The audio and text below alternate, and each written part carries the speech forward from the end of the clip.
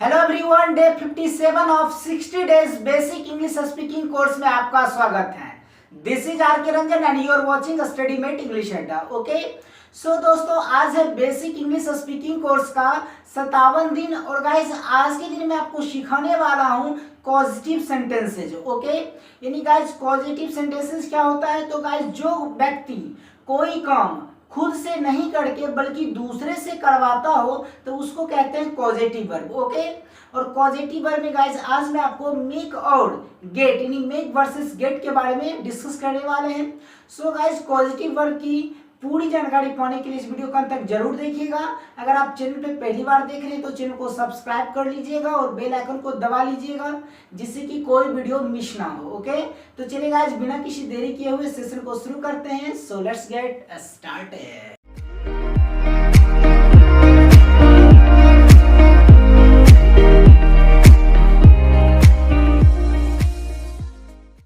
तो चलिए गाइस आज की वीडियो की शुरुआत करते हैं और सीखते हैं पॉजिटिव सेंटेंसेज। ओके, तो गाइस सबसे पहले मैं आपको हेडिंग क्या कर देता हूं, पॉजिटिव सेंटेंसेज। क्लियर हो गया? और पॉजिटिव सेंटेंसेज के अंदर दो चीज के बारे में पढ़ेंगे, यानी make versus get. Make versus get यानी मेक और गेट दोनों के बारे में पढ़ेंगे। ओके, तो चलिए गाइस इसको बारी बारी से देखते हैं। तो पहले हम लोग मेक के बारे में पढ़ते हैं। ओके, तो मेक का मतलब होता है कराना। ओके, मेक का मतलब कराना, यानी कराना क्या है तो आगे मैं आपको एग्जांपल से क्लियर करूंगा। ओके, यानी गाइस जब कोई व्यक्ति कोई काम खुद से नहीं करके बल्कि दूसरे से करवाता हो, ओके, या फिर दूसरे को करने के लिए प्रेरणा देता हो, ओके, तो उस कंडीशन में गाइस क्या करेंगे, मेक का इस्तेमाल करके उस सेंटेंस को बनाएंगे। ओके, या फिर आप कह सकते हैं कि पॉजिटिव सेंटेंसेस क्या होता है, तो आप लोग दूसरे तरीके से इसको कह सकते हैं कि जिसका वर्ब, ओके, या जिसकी अंग्रेजी डिक्शनरी में नहीं हो। ओके, क्या रखना है कि जिसका अंग्रेजी डिक्शनरी में नहीं हो उसको कहेंगे पॉजिटिव सेंटेंसेस। ओके, जैसे क्या कि मैं तुम्हें हंसा रहा हूं। ओके, मैं तुम्हें हंसा रहा हूं, यानी हंसाना का अंग्रेजी क्या डिक्शनरी में आपको नहीं मिलेगा। ओके, यानी हंसना का अंग्रेजी मिलेगा लाफ, लेकिन हंसाना का अंग्रेजी नहीं आएगा। ओके, जैसे मैं बुला रहा हूं तो बुलाना का अंग्रेजी होगा, लेकिन मैं उनसे बुलवा रहा हूं तो बुलवा रहा हूं नहीं, बुलवाना का अंग्रेजी आपको नहीं मिलेगा। तो उस केस में क्या करते हैं, मेक या फिर गेट का इस्तेमाल करके उसका अंग्रेजी लिखते हैं। ओके, उसी को हम लोग कहते हैं पॉजिटिव सेंटेंसेस। क्लियर हो गया? जिसका अंग्रेजी डिक्शनरी में हो उसको क्या कहेंगे, मतलब जिसका अंग्रेजी डिक्शनरी में नहीं हो उसको कहेंगे पॉजिटिव सेंटेंसेस। आई होप कि आपको अब क्लियर हो गया होगा। तो देखिए गाइस पहला क्या है, मेक वर्सेस गेट। इसमें पहले मेक के बारे में पढ़ेंगे। तो मेक का मतलब कराना, और ये कब? तो गाइस याद रखना कि मेक का प्रयोग तब करेंगे जब क्या होगा, लिविंग यानी सब्जेक्ट। ओके, यानी जब क्या, लिविंग यानी सजीव, क्या हो गाइस, जब किसी सब लिविंग थिंग की बात की जाएगी। ओके, जब किसी सब सजीव के बारे में बात किया जाता हो उस सेंटेंस में तो मेक का प्रयोग करेंगे। ओके, क्या रखना कि जब किसी सेंटेंस में सजीव यानी लिविंग थिंग की बात की जा रही हो तो मेक का प्रयोग करेंगे। ओके, जैसे इसका फॉर्मूला पहले देख लेते हैं, subject plus helping verb plus make plus object plus B1. Clear हो गया? क्या स्ट्रक्चर फिर से देख लेते हैं, subject plus helping verb plus make plus object plus V1। Okay, और गाइज यहाँ पे याद रखना कि मेक का फॉर्म कोई भी आ सकता है, चाहे V1 V2 V3 कोई भी आ सकता है। ओके, वो डिपेंड करता है टेंस पे। ओके, और टेंस क्या होता है तो मैं आपको अच्छे से बता चुका हूँ। ओके,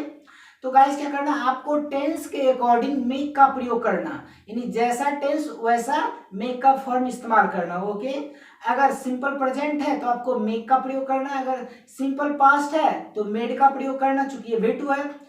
अगर V3 प्रयोग करना है तो भी मेड ही लिखेंगे हैज हैव के साथ। ओके, या फिर पास्ट परफेक्ट रहेगा तो भी हेड के साथ मेड का ही प्रयोग करेंगे। ओके, अगर कॉन्टिन्यूअस का है या past continuous, present continuous, future continuous, okay, यानी कोई कॉन्टिन्यूअस का है तो उसमें क्या करेंगे, मेकिंग का प्रयोग करेंगे, आईएनजी लगाना है। तो आपको क्या करना है, टेंस के वर्ब फॉर्म के अकॉर्डिंग आपको लगाना है। क्लियर हो गया? यानी लास्ट में जो वर्ब है वन, वो हमेशा वर्ब वन ही होगा, लेकिन जो भी चेंजेस आएगा वो मेक में आएगा, वो टेंस के हिसाब से आपको बदलना है। ओके, तो चलिए पहला एग्जांपल देखते हैं। एग्जांपल क्या है कि मैं तुम्हें हंसा रहा हूं, मैं तुम्हें हंसा रहा हूं। तो देखिए गाइस, मैं खुद नहीं हंस रहा बल्कि तुम्हें हंसा रहा हूं, यानी कोई काम खुद नहीं कर रहे हैं, क्या दूसरे से करवा रहे हैं, यानी ये पॉजिटिव सेंटेंस आ गया। ओके, और पॉजिटिव सेंटेंसेस आ गया तो या तो मेक से बनेगा या तो गेट से बनेगा। ओके, और मेक से कब बनता है कि जब सब्जेक्ट जब क्या लिविंग थिंग की बात की जा रही है, सजीव की बात की जा रही है। तो मैं तुम्हें हंसा रहा हूं, तुम्हें, किसको, तुम्हें। ऑब्जेक्ट को देखना कैसा, लिविंग है कि नॉन लिविंग। तो तुम्हें क्या है, सजीव है, किसी व्यक्ति के बारे में बात किया जा रहा है, तो इसका मतलब क्या होगा, मेक का प्रयोग। क्या लिखेंगे, I am making you laugh, I am making you laugh. Making क्यों हुआ, क्योंकि रहा है, रहे तो प्रेजेंट कंटिन्यूअस में आईएनजी लगता है। क्लियर हो गया।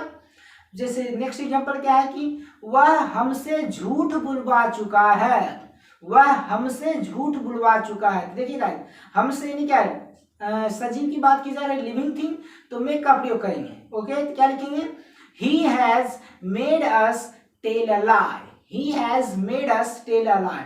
मेड इसलिए हुआ क्योंकि चुका है, चुके हैं, तो हैज के साथ वर्ब का थर्ड फॉर्म आता है, और थर्ड फॉर्म क्या लिख दें कि मेक, मेड, मेड, तो मेड होता है इसलिए मेड हुआ। क्लियर है। इसी का एक और एग्जांपल लेते हैं, जैसे उसने रानी को रुलाया, उसने रानी को रुलाया, किसको रुलाया, तो रानी को। तो रानी क्या हो गया, लिविंग थिंग, तो मेक का प्रयोग। क्या लिखेंगे, he made Rani whip, he made Rani whip. Make का V2 होता है मेड, क्योंकि ये सिंपल का पास्ट है। क्लियर हो गया। चलिए अब देखते हैं गेट का इस्तेमाल कहाँ पे करेंगे। ओके, तो उसे वो था पहला, अब गेट। तो गेट क्या है, गेट का मतलब भी होता है कराना। ओके, यानी मेक और गेट दोनों का हिंदी में क्या होगा, कराना। जब कोई काम खुद से नहीं करके दूसरे से करवाते हैं तो क्या होगा, मेक या तो गेट का प्रयोग करेंगे। तो गेट का प्रयोग कब करेंगे, नॉन लिविंग, निर्जीव, यानी जब नॉन लिविंग की बात की जा रही हो, निर्जीव की बात की जा रही है, तो गेट का प्रयोग करेंगे। और जब लिविंग थिंग यानी सब सजीव के बारे में बात किया जा रहा हो तो मेक का प्रयोग करते हैं पॉजिटिव सेंटेंसेस बनाने के लिए। क्लियर हो गया। तो इसका देखिए गाइस, सबसे पहले मैं आपको लिख देता हूं नोट में, क्या कि लिविंग बराबर मेक, नॉन लिविंग बराबर गेट। क्लियर हो गया। यानी क्या, लिविंग सब्जेक्ट लिविंग के बारे में बात किया जा रहा हो, चाहे ऑब्जेक्ट लिविंग की बात की जा रही हो, तो क्या करेंगे, तो उसमें क्या करेंगे, मेक का प्रयोग करेंगे। ये हमेशा ऑब्जेक्ट को ही देखना है कि ऑब्जेक्ट लिविंग है कि नॉन लिविंग, यानी ऑब्जेक्ट ही डिसाइड करेगा कि मेक लगेगा या फिर गेट लगेगा। ओके, किसको देखना है, ऑब्जेक्ट को।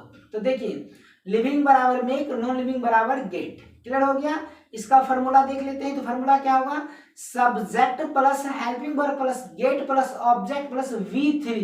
ओके, यानी दोनों क्या स्ट्रक्चर सेम है, बस थोड़ा सा चेंजेस है। वो क्या है कि उसमें गेट था तो इसमें, सॉरी, उसमें मेक था तो इसमें गेट है, और उसमें V1 था लास्ट में, लेकिन गेट वाले में क्या हुआ, हमेशा वर्ब का थर्ड फॉर्म इस्तेमाल करना। ओके, यानी गेट वाले में हमेशा वर्ब का थर्ड फॉर्म और मेक वाले में हमेशा वर्ब की फर्स्ट फॉर्म। क्लियर हो गया।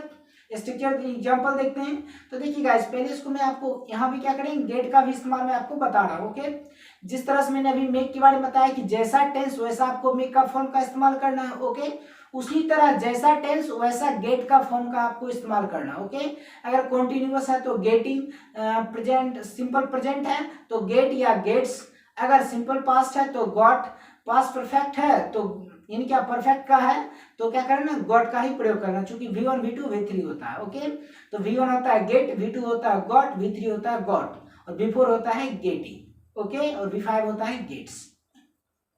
तो इसका फॉर्मूला क्या होगा, subject plus helping verb plus gate plus object plus V3। Clear है।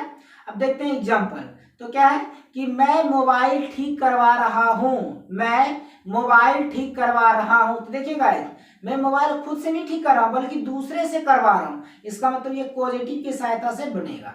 तो क्या लिखेंगे, I am getting mobile repaired. क्या होगा, I am getting mobile repaired. Okay, अब देखिए गाइस, रहा है, रहे तो इसलिए गेटिंग का प्रयोग हुआ। ओके, क्यों, प्रेजेंट कॉन्टिन्यूअस है तो इजेमार का प्रयोग हुआ है। क्लियर है। और लास्ट में क्या है, ठीक करवाना, ठीक करवाना का यानी क्या, मरम्मत करवाना क्या होता है, क्या, रिपेयर, रिपेयर का V3 होता है रिपेयर्ड, इसलिए क्या हो गया, रिपेयर्ड। क्लियर हो गया। अब दूसरा एग्जांपल देखते हैं। तो दूसरा एग्जांपल है, उसने घर में सफेदी करवाई, उसने घर में सफेदी करवाई। अब देखिए गाइस, तो करवाई यानी क्या, एक ही आवाज आ रही है, इसका मतलब ये सिंपल का पास्ट है। ओके, और क्या, उसने घर में सफेदी करवाए, किसमें, तो घर में। तो घर क्या है, ये नॉन लिविंग थिंग है, निर्जीव है। ऑब्जेक्ट को देखना है, किसको, ऑब्जेक्ट को। ऑब्जेक्ट कैसे पता करेंगे, तो क्वेश्चन से पूछेंगे किसको, ओके, क्या, जिसमें व्हाट या फिर होम, यानी क्या या किसका जो आंसर आएगा वही क्या वो ऑब्जेक्ट होगा। जैसे क्या उसने घर में सफेदी करवाई, ओके, तो क्या पूछेंगे किसमें या किसको, तो घर को सफेदी करवाई। क्लियर है। तो क्या होगा कि उसने घर में सफेदी करवाई, तो क्या होगा he got the home, he got the home white washed. क्या होगा he got the home white washed, okay, सफेदी करवाना क्या होता है व्हाइट वाश, और V3 लिखना है तो व्हाइट वाश्ड। क्लियर हो गया। जैसे एक और एग्जांपल लेते हैं क्या कि मैं कार में धक्का लगवाऊंगा, मैं कार में धक्का लगवाऊंगा। कोई काम खुद से नहीं, धक्का खुद से नहीं लगा रहे बल्कि दूसरे से लगवा रहे हैं, इसका मतलब पॉजिटिव से बनेगा। तो क्या लिखेंगे I will get the car pushed, I will get the car pushed. Clear हो गया। पुश का V3 होता है पुश्ड, और आगे की है तो शैल विल का प्रयोग हुआ। ओके, चलिए आई होप कि दोस्तों आपको आज का सेशन समझ में आ गया हो कि पॉजिटिव सेंटेंसेस का प्रयोग कब करेंगे। क्लियर हो गया। अब देखिएगा जिस तरह से अभी मैंने आपको बताया है कि गेट और मेक का प्रयोग करके कैसे पॉजिटिव सेंटेंसेस बनाते हैं, ओके, उसी तरीके से अभी मैं आपको कुछ वर्क दूंगा आपकी प्रैक्टिस के लिए। आपको उसको इंग्लिश में ट्रांसलेट करना, देन उसको कमेंट सेक्शन में कमेंट कर देना। ओके, अगर कोई मिस्टेक्स होगी तो मैं आपको वहीं पे इम्प्रूवमेंट कर दूंगा। अगर आपका सही होगा तो मैं आपको एक प्यारा सा हार्ट एंड लाइक्स दे दूंगा। ओके दोस्तों, तो चलिए गाइस देखते हैं आपका होमवर्क क्या है। तो पहले डाल देते हैं क्या योर प्रैक्टिस, ओके, या फॉर प्रैक्टिस, याद रखना क्या फॉर प्रैक्टिस। तो देखिए गाइस होमवर्क क्या है, तो आपका होमवर्क रहा ये। ओके, इस होमवर्क को गाइस क्या करना आपको इंग्लिश में ट्रांसलेट करके कमेंट सेक्शन में कमेंट कर देना। ओके, सो दोस्तों चलिए मिलते हैं नेक्स्ट वाली क्लास में, तब तक के लिए take care and bye bye.